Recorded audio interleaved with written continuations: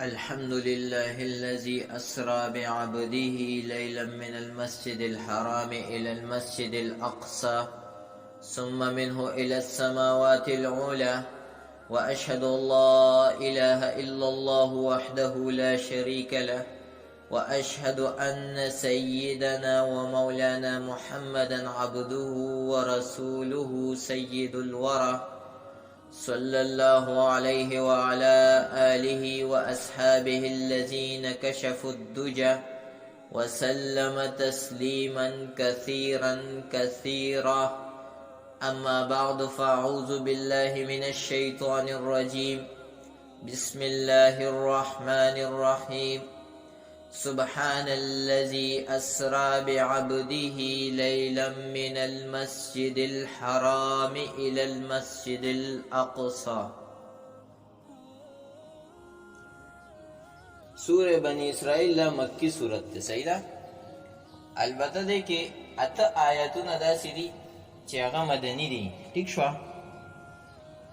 سیدہ اب مخ کی راشی انشاءاللہ سبتا ستوئے مدا آیاتون بکی مدنی دی ٹھیک تا دیکھیں بیا بعض علماء وی دا 111 آیاتون دی ستاسو قرآن مجید کے ویم 111 لکلی ٹھیک شوا بعض وی نا 110 دی ٹھیک تا دا جلالین کې به اکثر تاسو لیدلی چې دا بعضو صورتونو کې سر کې لیکلي چې د دې دومره آیتونه دي او یا دومره دي ټیک شو نو آیتونه خو یو قسم آیتونه دي په دې کې خو اختلاف نه دی پکار کنه ټیک شو د دې د اختلاف دا وجه درته زه بیانوم د دې د اختلاف دا وجه په دې صورت کې راځي چې بعض علما د آیت منځ کې وقف کوي ټیک شو بر باندې پوهیږي نو دغه وقف دی بیا ځان له آیت حسابوي ټیک شو او بعض چې کوم نه هغه کې پمینس کې دوه آیتونو پمینس کې وقف نه راغلی نو هغه په یو انداز کې ویل کېږي نو د دې د وجه دا یو آیت حسابوي حقیقت کې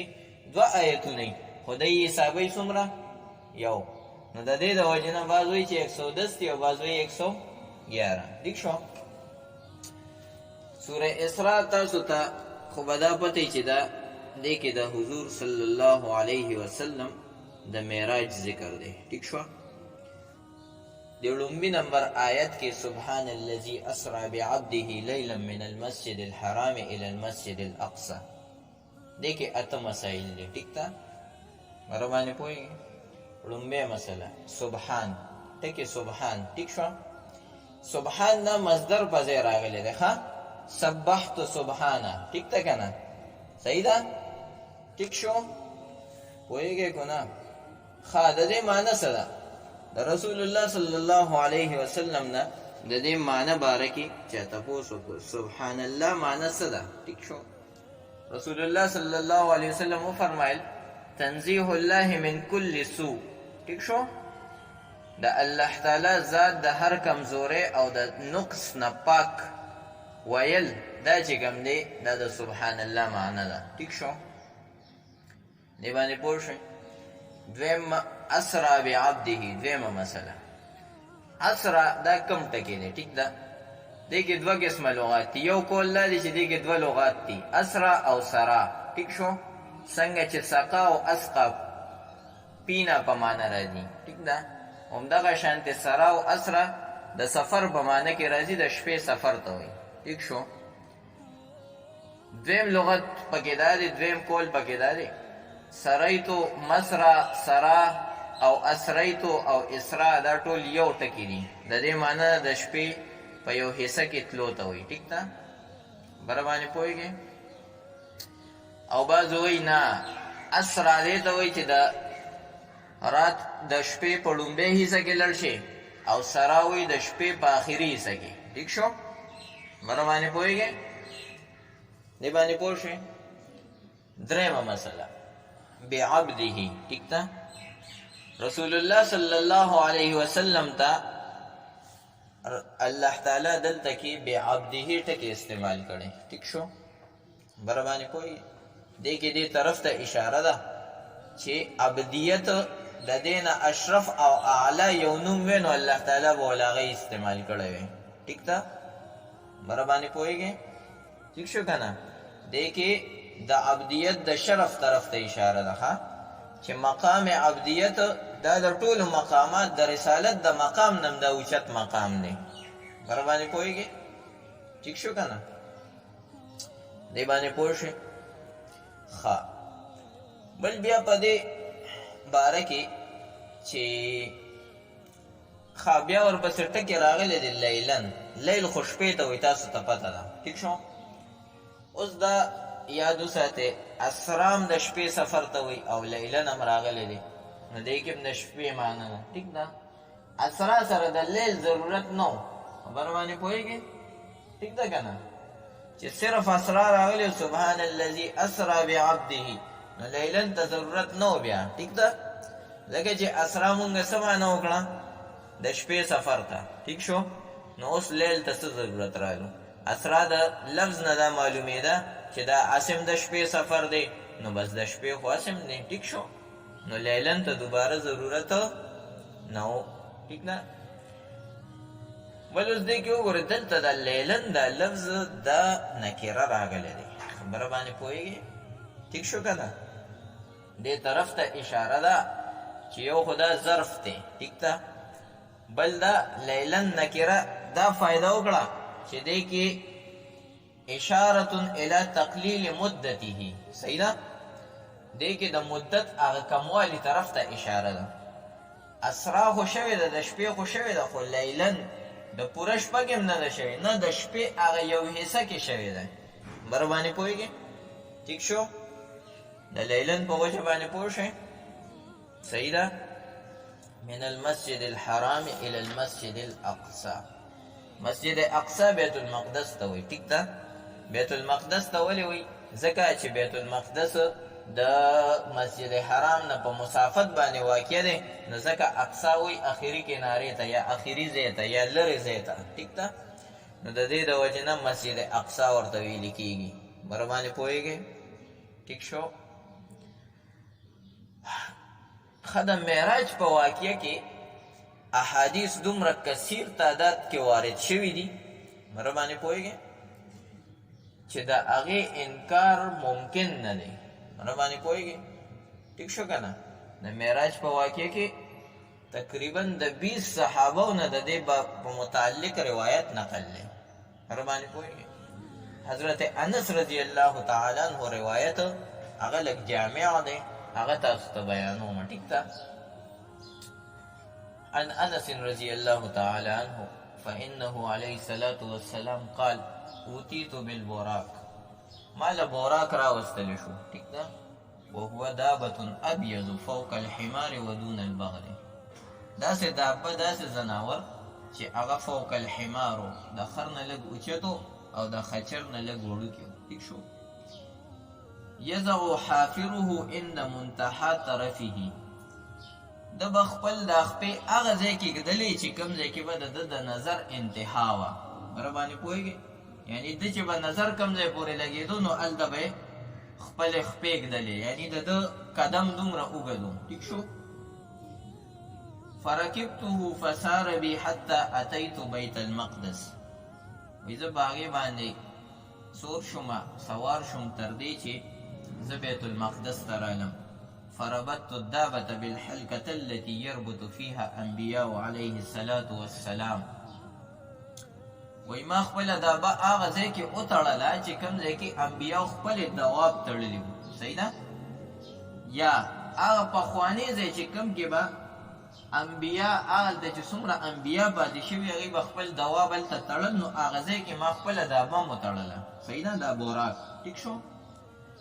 ثم دخلت فصليت فيه ركعتين، زه داخل شم ما هلته کې 2 رکعته لمونځ وکړو. ثم خرجت فجاءني جبريل عليه الصلاة والسلام بإناء من خمر وإناء من لبن. بیا زه راووتم، جبرائیل علیه السلام ما له یو 2 لوښي راوړه، یو د خمر او یو د لبن و. ټیک شوه؟ فاخترت اللبن، ما چې کوم دی پی خوښ کړه، پی مې پکې چونه وکړه. قال جبریل اصبت الفطره، ته د فطرت ته ورسېدې، یعنی ته هغه فطرت چې کوم اسلام دی او استقامت دی هغه تا اختیار. بیا نبی علیہ السلام فرمای ثم عرج بي الى السماء الدنيا، زه آسماني دنیا دا کم آسمان چې منتخاري دی ځای پورې اوچت کړی شوم اورجه بي معنا بره وختلم. صحیح ده؟ ټیک شو. نو د دې ټکي نه د دې حدیث کې دا معلومیږي چې معراج د بیت المقدس نه والا تر آسمانونو پورې چې کم سفر د دې ته ویل کېږي ښه، او چې د مسجد حرام نه مسجد اقصا پورې کم سفر دی نو دې ته اسراء ویل کېږي. صحیح ده؟ ٹھیک شو. ثم اورج بي الى السماء الدنيا فاستفتح جبريل. د چې آسماني دنیا ته ورسېدم نو جبريل د دروازې کولاوېدل طلب کړه. استفتاح څه ته وایي؟ کولنا طلب کرنا. ها ٹھیک شو کنه، چې څوک ور وډوي او وایي چې یاره ما ته ور کولاو کې. ټیک ده؟ صحیح ده؟ قیل له، نو هغه ته وویل شو من انت، ته څوک یې؟ فقال جبريل، نو هغه وویل چې زه خو جبريل یم. قیل ومن معک، دا کس چې در سره راغلی دا څوک دی؟ قال محمد صلی الله علیه وسلم، دا خو محمد صلی الله علیه وسلم دی. قیل وقد ارسل الیه، د ده نه تپوس وکړی شو جبرائیل علیه السلام نه هلته چې کوم فرشتې مقرر دي په د اسمانونو کې چې کوم دروازې دي په هغې باندې چې کومې فرشتې مقرر دي ای تپوس وکړو قد ارسل الیه، آیا دی ته پیغام لیږلی شوی و چې دی دې راشي پوه شئ؟ قال قد ارسل الیه، او دی ته پیغام لیږلی شوی. ففتح لنا، زمونږ لپاره دروازه کوله وکړی شوه. فاذا انا بآدم، زه هغه ټایم کې آدم علیه السلام سره ما ملاقات وکړو. فرحب بي، ما ته مرحبا وویې. ټیک شو. ودعا لي بخیر، ما ته د خیر دعا وکړه. صحیح ده؟ ثم عرج بنا الى السماء الثانیه، بیا زه دویم آسمان ته لړم. فاستفتح جبریل، جبریل بیا اکه شانتې عادت په مطابق د دروازې کولاول وغوښته. فقیل من انت، وویلې شو ته څوک یې؟ فقال جبریل، ویې زه جبریل یم. قیل ومن معک، تا سره څوک دي؟ قال محمد، هغه ورته وفرمایل چې محمد صلی الله علیه وسلم دی ما سره. قیل وقد بعث الیه، آیا دی ته لیږلی شوی دی پیغام یا دی راوستلی شوي دي؟ قال قد بعث الیه، او دی ته پیغام لیږلی شوی و. ټیک شو. ففتح لنا فاذا انا بابنی الخاله، زه د ترور، خاله څه ته وایي؟ ترور ته وایي. ټیک ده که نه؟ صحیح ده؟ د ترور زامنو سره میلاو شوم. ټیک شوه. نو دا یحیی او عیسی دا د یو بل د ترور او د ماما زامن وو که نه وو که نه؟ ټیک شو. یحیی د زکریا علیه السلام زوی و که نه؟ او عیسی علیه السلام زکریا علیه السلام خوری و. ټیک شو. صحیح ده که نه؟ نو ترور زوی او ماما زوی و که نه؟ ټیک ده؟ علیهم السلام. فرحبا بی، دواړو ما ته چې کوم دی مرحبا ووي. ودعوا لي بخیر، او ما ته دعا وکړه د خیر. ثم عرج بنا الى السماء الثالثه فاستفتح جبريل. فقيل من انت، ته څوک یې؟ فقال جبريل، هغه وویل زه جبريل یم. فقيل ومن معك، تا سره څوک دي؟ قال محمد. فقيل قد ارسل الیه، ده ته پیغام لیږلی شوی. قد ارسل، قال قد ارسل الیه، او ده ته پیغام لیږلی شوی. ففتح لنا فاذا انا بيوسف علیه الصلاة والسلام. نو په دې دریم اسمان کې ما چا سره ملاقات وکړو؟ یوسف علیه السلام سره. ټیک شوه. صحیح ده؟ واذا هو قد اعطي شطر الحسن، او دا یوسف علیه السلام هغه چې یقینا هغه ته د حسن یو حصه میلاو شوی وه. ټیک شو. مره باندې پوهېږې؟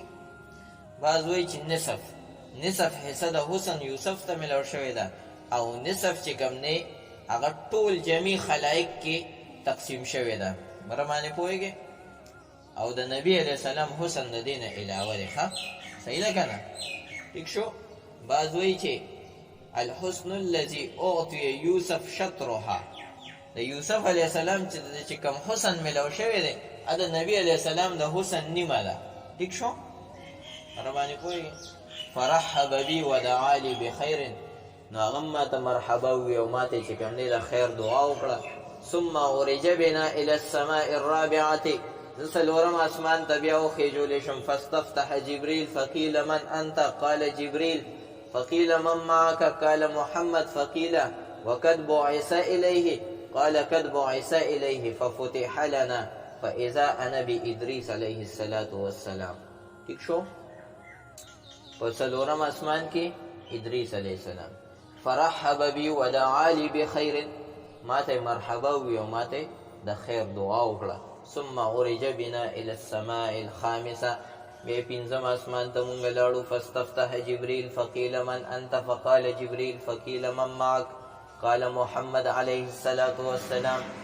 فقيل قد بعث إليه؟ قال قد بعث إليه ففتح لنا فإذا أنا بحارون. په پنځم اسمان کې هارون علیه السلام. ٹھیک ده؟ فرحب بي ودعا لي بخير. ثم عرج بنا إلى السماء السادسة فاستفتح جبريل فقيل من أنت؟ قال جبريل. قيل من معك؟ قال محمد. قيل قد بعث إليه؟ قال قد بعث إليه ففتح لنا فإذا أنا بموسى عليه الصلاة والسلام. شپږم اسمان کې موسی علیه السلام. ٹھیک ده؟ فرحب بي ودعا لي بخير، مرحبا وی د خیر دعای راته وکړه. ثم عرج بنا الى السماء السابعه فاستفتح جبريل فقيل من انت؟ قال جبريل. فقيل ومن معك؟ قال محمد صلى الله عليه وسلم. قيل وقد بعث اليه؟ قال قد بعث اليه ففتح لنا، مونږ ته دروازه کوله وکړی شوه. فاذا انا بابراهيم عليه الصلاة والسلام. دغه ټیم کې ما ملاقات چا سره وکړو؟ ابراهيم عليه الصلاة والسلام سره. فاذا هو مستند الى بيت المعمور. ابراهيم عليه السلام بیت المعمور چې د فرشتو خانه کعبه ده، ټیک ده، هغې ته یې ډډه والې وه. واذا هو يدخله كل يوم 70,000 ملك ثم لا يعودون اليه. وی دا داسې کعبه ده چې دې ته هره ورځ 70,000 فرشتې داخلیږي او د دې بیا نمبر هم نه راځي. ټیک ده؟ ثم ذهب بي الى سدرة المنتهى. بیا زه سدرة المنتهى ته بوتلم. سدر اصل کې وی د بیرې ونې ته. ټیک شوه؟ سدر بیرې ته وی. ټیک ده؟ سدرة المنتهى دا د بیرې یو ونه ده. بره باندې پوهېږې؟ ټیک شو که نه؟ فاذا ورقها كآذان الفيل. د دې هغه پاڼې دومره غټې غټې وې لکه چې د هاتي د غوږونه څومره غټ غټي. ټیک شوه؟ مره باندې پوهېږې؟ واذا ثمرها كالقلال. او د دې میوې په غټوالي کې ډېرې غټې وې. خبره باندې پوهېږې؟ ټیک شو که نه؟ قلال وی دا د قلتون جمع ده. ټیک ده؟ قله څه ته وی؟ دا هغه مونږ حدیث ویلی دی اذا کان الماء قلتین. ټیک شو که نه؟ تاسو ویلی که نه؟ نو قله هغې ته وی ښه غټ بالټي. ټیک شو؟ د بالټو نه هم غټې غټې میوې. صحیح ده؟ بعض وایي چې یو قله چې کوم دی 90 قربتین دی کې 9 مشکیزې راځي. ټیک شوه؟ بره باندې پوهېږې؟ نو دا هغه د معراج هغه سفر واقع وه چې رسول الله صلی الله علیه وسلم بیان کړی ده. صحیح ده؟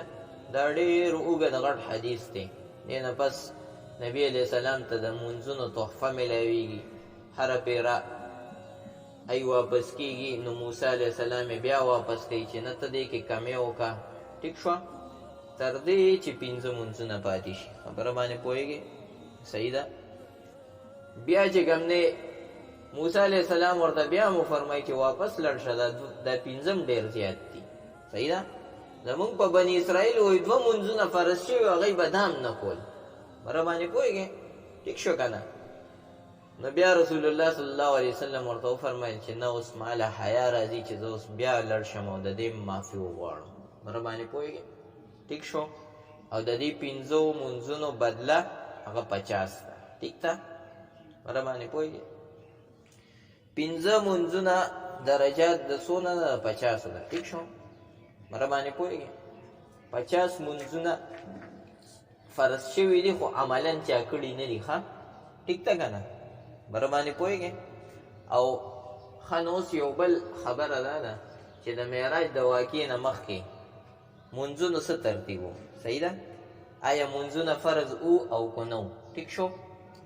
نو جواب دا دی چې بعض علما دا وایي چې مونځونه فرض نه و د معراج د واقعې نه مخکې. ټیک شو؟ خو صحیح قول دا دی چې مونځونه فرض و. خبره باندې پوهېږې؟ ټیک شو. خو په دې ترتیب سره فرض نو چې دا کم په معراج کې بیان شوي. ټیک ده، مره باندې پوهېږئ. ها نو منځونه چې فرض نو طریقه کار سو او منځونه به وکم کم ټایمونو کې. ټیک شو.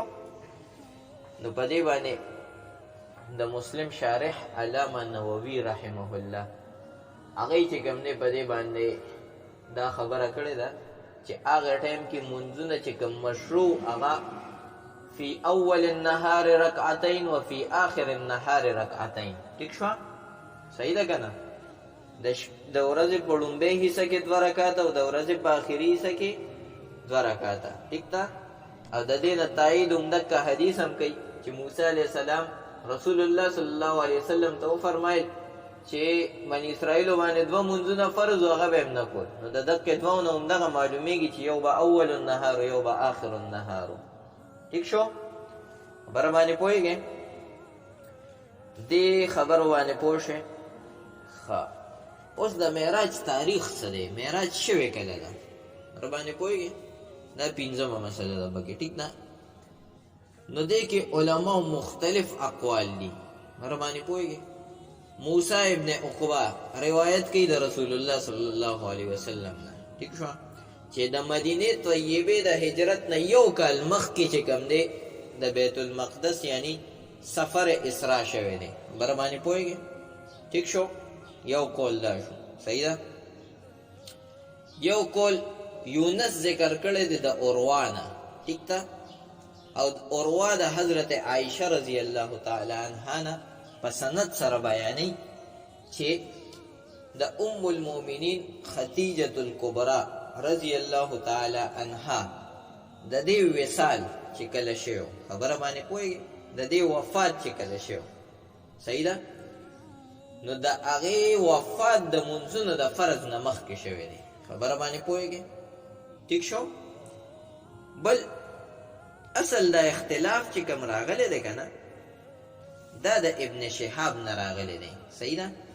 ابن شهاب دا د روایاتو یو راوي دی. خبره باندې پوهېږئ؟ تاسو به یې پېژنئ. ابن شهاب الزهري پېژنئ که نه؟ لا مو نه دی لیدلی؟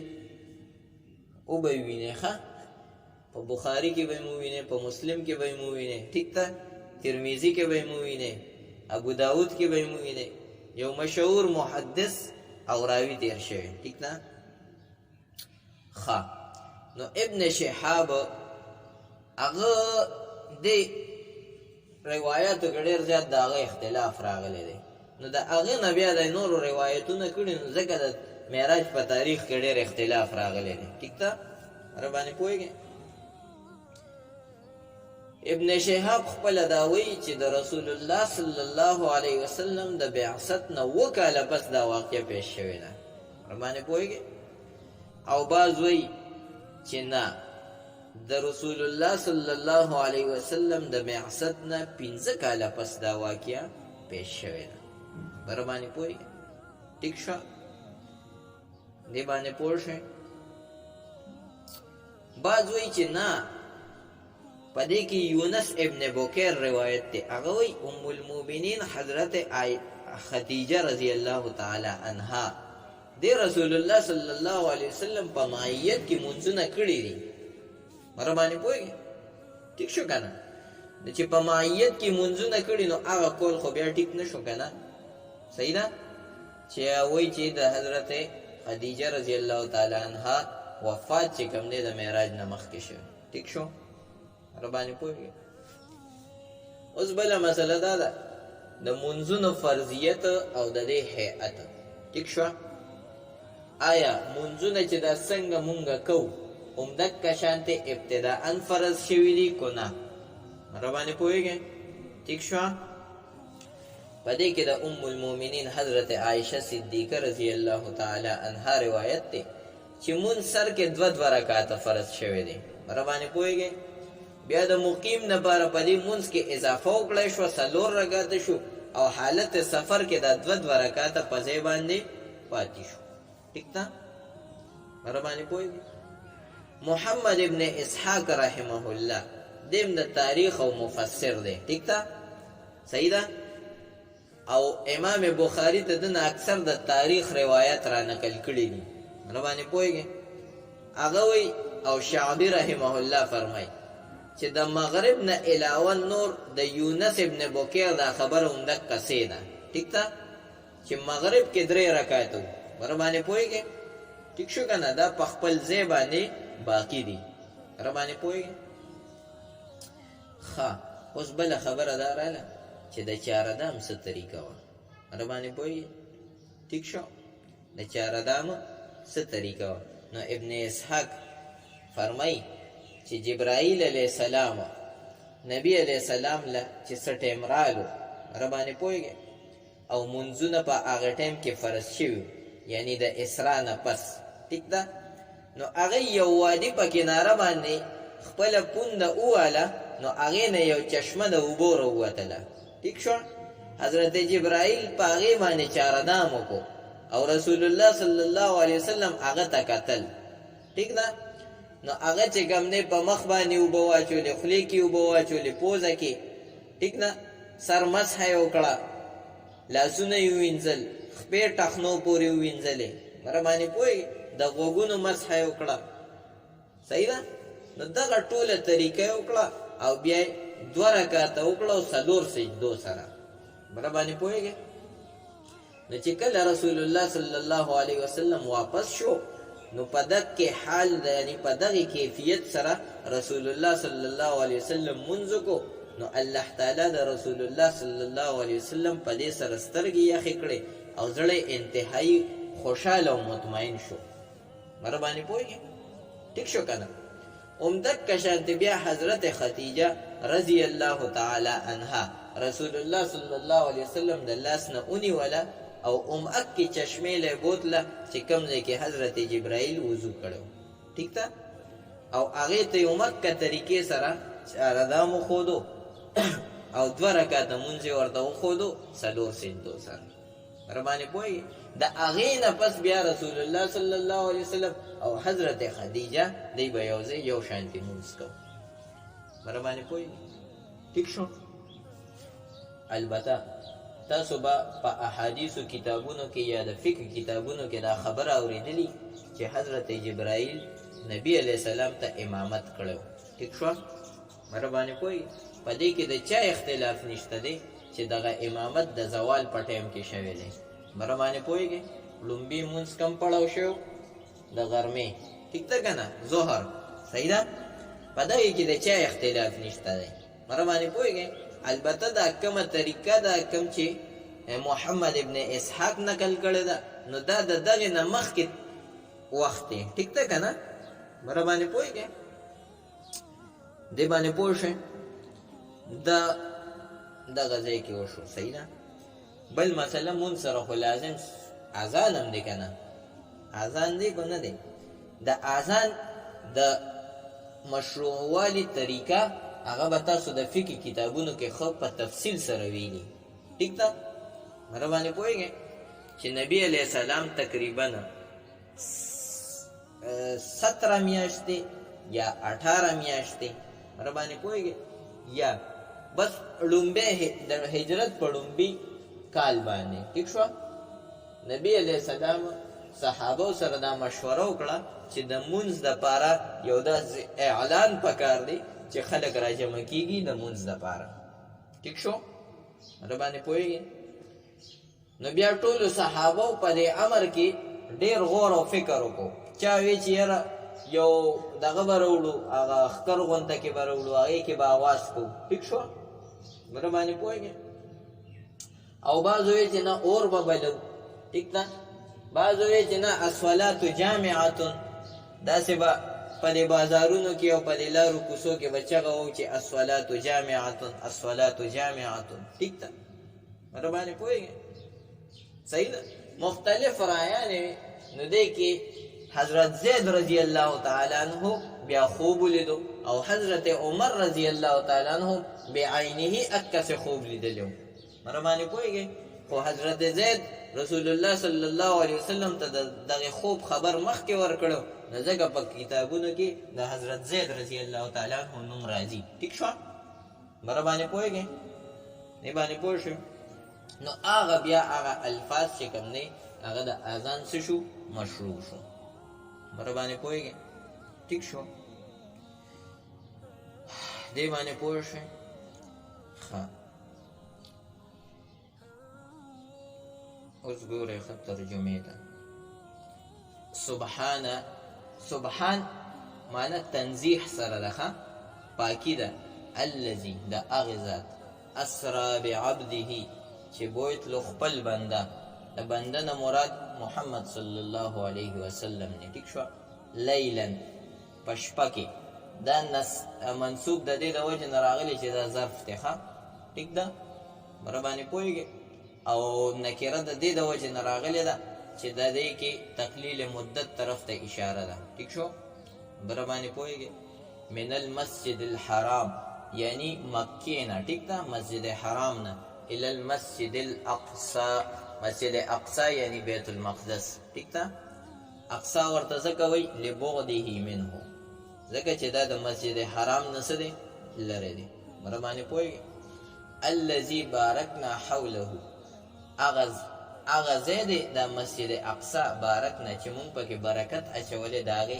ارد ګرد چې څومره علاقې دي هغې کې مونږ برکت اچولې برکت په مختلف قسمونو باندې کیدی شي خبره باندې پوهېږئ یا خو برکت د دې د وجې نه دی چې هلته ګیر چاپېره باغونه ډېر زیات دي میوې ډېرې زیاتې دي نیرونه ډېر زیات دي بره باندې پوهېږئ او یا دا چې دغلته انبیا او صالحین ډېر زیات مدفون دي ځکه د دغې د وجې نه دغه ځای برکتي دی بره باندې پوهېږئ لنوریه من آیاتنا چې وښایو مونږه دغې بنده ته من آیاتنا خپل آیتونو نه بره باندې پوهېږئ خپل عجایب د قدرتونو نه خبره باندې پوه شئ چې کوم عجیبه قدرتونه هغه ټول ورته وښایو انه هو السمیع البصیر بېشک الله تعالی کوم ذات چې دغه په لږ شانته ټیم کې د نبي علیه السلام سیر پورا اسمانونو وکړو هو السمیع البصیر هغه ذات اورېدونکي او لیدونکي ذات دی بره باندې پوه شئ